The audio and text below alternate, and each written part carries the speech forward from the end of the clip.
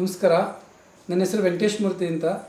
ನಾನು ಫಸ್ಟು ಒಂದು ಕಂಪ್ನಿಲಿ ಕೆಲಸಕ್ಕೆ ಹೋಗ್ತಿದ್ದೆ. ಅದನ್ನು ಈ ಕೊರೋನಾ ಬಂದಾಗ ನನಗೆ ಅನಿಸಿದ್ದೇನೆಂದರೆ, ಹೆಲ್ತ್ಗೋಸ್ಕರ ಒಂದು ಸಣ್ಣ ವೈರಸ್ಸನ್ನು ನಾವು ತಡ್ಕೊಳ್ಳೋಷ್ಟು ಶಕ್ತಿ ನಮಗಿಲ್ಲ ಅಂತ ಅನಿಸಿದಾಗ ನನಗನ್ಸಿದ್ದೇನೆಂದರೆ, ನಾವು ಏನು ತಿಂತಾಯಿದ್ದೀವಿ, ನಾವು ತಿಂತಾ ಇರೋದೇ ವಿಷ.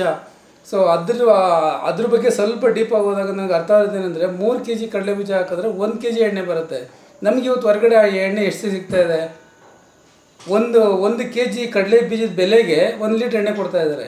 ಹೆಂಗೆ ಕೊಡ್ತಾಯಿದ್ದಾರೆ ಅಂತ ಯೋಚನೆ ಮಾಡಿದ್ರೆ ಆವಾಗ ಗೊತ್ತಾಯಿತು, ಇದರಿಂದನೇ ಆಲ್ಮೋಸ್ಟ್ 90% ಮನುಷ್ಯನಿಗೆ ಹ್ಯುಮಿನಿಟಿ ಹೋಗ್ತಾ ಇರೋದು. ಹ್ಯುಮಿನಿಟಿ ಇಲ್ಲ ಅಂದಮೇಲೆ ಯಾವ ವೈರಸ್ ತಡ್ಕೊಳ್ಳೋ ಶಕ್ತಿನೂ ಇರೋಲ್ಲ. ಸೊ ಇದಕ್ಕೇನಾದರೂ ಒಂದು ಮಾಡಬೇಕಲ್ಲ, ಒಂದು ಸೊಲ್ಯೂಷನ್ ಮಾಡಬೇಕಲ್ಲ ಅಂತ ನನಗೆ ಆವಾಗ ಅನ್ನಿಸ್ತು.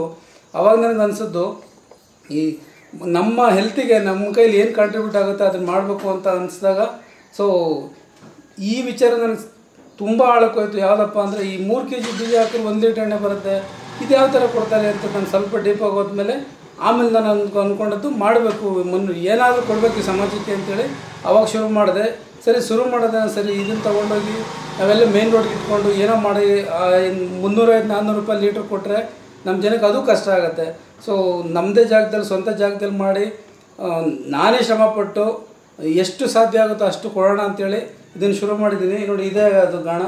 ಇದು ಯಾವ ಥರ ಅಂದರೆ, ನಮ್ಮ ಹಳೆ ಕಾಲದಲ್ಲಿ ಇತ್ತಲ್ಲ ಎತ್ತಿನ ಗಾಣ, ಸೇಮ್ ಅದೇ ಟೈಪೇ. ಅದು ಆವಾಗ ಎತ್ತಿನಲ್ಲಿ ಓಡೋದು, ಇದು ಮಷೀನಲ್ಲಿ ಓಡುತ್ತೆ. ಇದು ಅಷ್ಟೇ, ಒಳಗಡೆ ಕಲ್ಲು, ಮೇಲೆ ವುಡ್ಡು. ಸೊ ಇದು ಯಾವ ಥರ ಅಂದರೆ, ಆವಾಗಿನ ಗಾಣಗಳು ಸೇಮ್ ಹಿಂಗೆ ಇದ್ದಿದ್ದು. ಈಗೆಲ್ಲ ಇದೆ ಯಾವುದು ಮೆಟಲ್ ಗಾಣಗಳಿರುತ್ತೆ.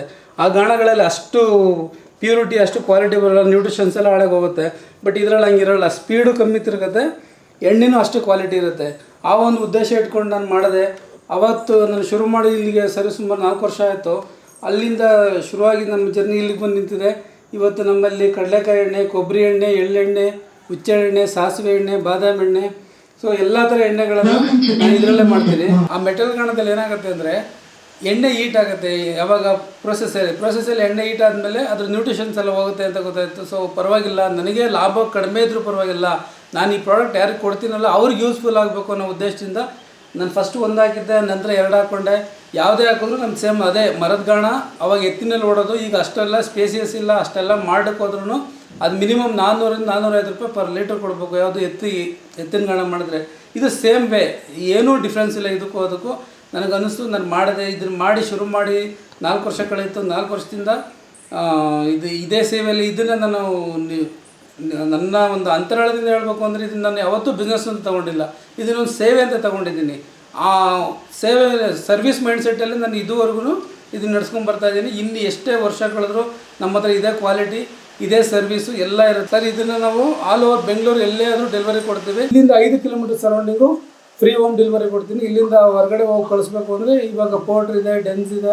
ಸೊ ಯಾವುದೇ ಥರ ಇದೆಯೋ ಅದನ್ನು ಯೂಸ್ ಮಾಡಿಕೊಂಡು ಎಲ್ಲ ಕಡೆ ಡೆಲಿವರಿ ಕೊಡ್ತೀನಿ.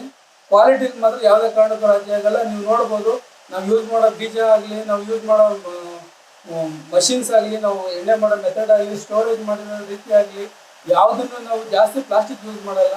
ಯಾವುದನ್ನು ಹೆಂಗೆ ಯಾವ್ಯಾವ ಥರ ಮಾಡಬೇಕು ಅಂತ ತಿಳ್ಕೊಂಡಿದ್ದೀನಿ, ಅದ್ರ ಪ್ರಕಾರ ಮಾಡ್ತಿರ್ತೀನಿ. Thank you so much sir. ನೋಡಿ, ಇದು ಕಡಲೆಕಾಯಿ ಎಣ್ಣೆ.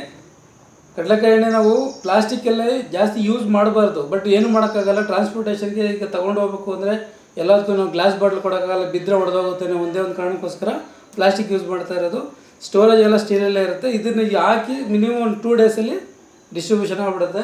ಇದು ಕಡಲೆಕಾಯಿ ಎಣ್ಣೆ, ಇದು ಕೊಬ್ಬರಿ ಎಣ್ಣೆ ನೋಡಿ ಎಷ್ಟು ಪ್ಯೂರ್ ಆಗಿದೆ. ಈಗ ಕೋಲ್ಡ್ ಸೀಸನ್ ಇರೋದ್ರಿಂದ ಫುಲ್ ಗಟ್ಟಿಯಾಗಿದೆ. ಸೊ ಏನಿದ್ರೂ ಇಷ್ಟು ಪ್ಯೂರಿಟಿ ಆಗಿರುತ್ತೆ. ದೆನ್ ಇದು ಬಾದಾಮಿ ಎಣ್ಣೆ.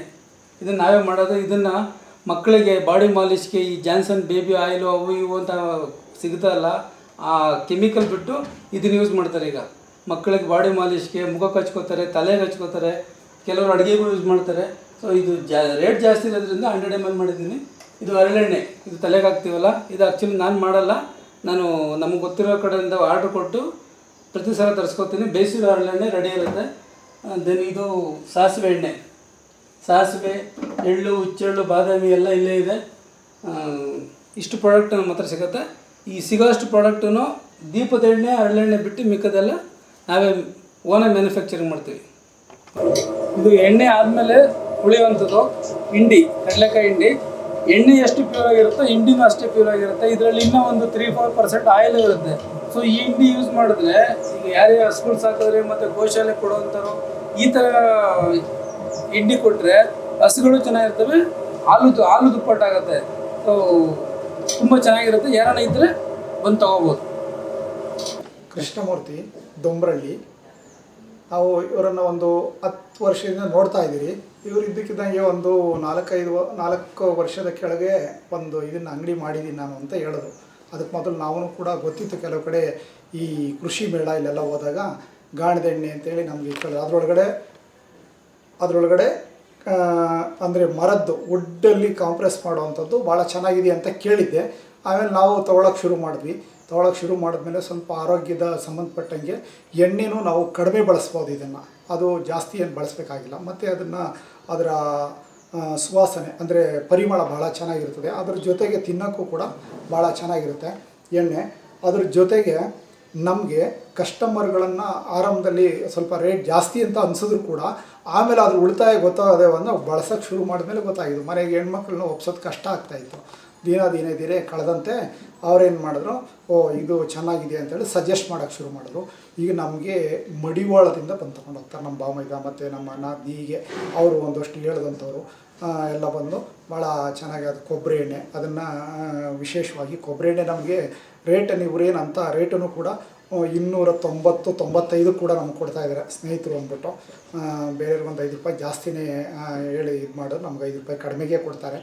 ಜೊತೆಗೆ ಇದು ಏನು ಹುಚ್ಚೆಳ್ಳೆಣ್ಣೆ ನಾನು ಬಳಸೇ ಇರಲಿಲ್ಲ. ಹುಚ್ಚೆಳ್ಳೆಣ್ಣೆ ತೊಗೊಂಡಾಗ ನಮಗೆ ಸುಮಾರು ವರ್ಷ ನಮ್ಮ ಅಜ್ಜಿ ಕಾಲದಲ್ಲಿ ನಾವು ನೋಡಿದ್ದಿದ್ದು. ಆ ಹುಚ್ಚೆಳ್ಳು ಸೇಮ್ ಅದೇ ಒಂದು ಪರಿಮಳ ಕೂಡ ನಾನು ಅದ್ರದ್ದು ಅನುಭವಿಸ್ತಾ. ಹಾಗಾಗಿ ನಮ್ಗೆ ಅವ್ರಿಗೆ ಈ ಥರದೊಂದು ಅನುಕೂಲ ಮಾಡಿಕೊಡ್ತಾಯಿದೆ. ಏನೋ ಸಮಾಜಕ್ಕೆ ಒಳ್ಳೆಯದು ಆಗ್ತಾಯಿದೆ, ಆರೋಗ್ಯ ಬರ್ತಾಯಿದೆ. ಆ ದೃಷ್ಟಿಯಿಂದ ಅವರು ನಮ್ಗೆ ತುಂಬ ವೆಂಕಟೇಶ್ ಮೂರ್ತಿ ಅವರಿಗೆ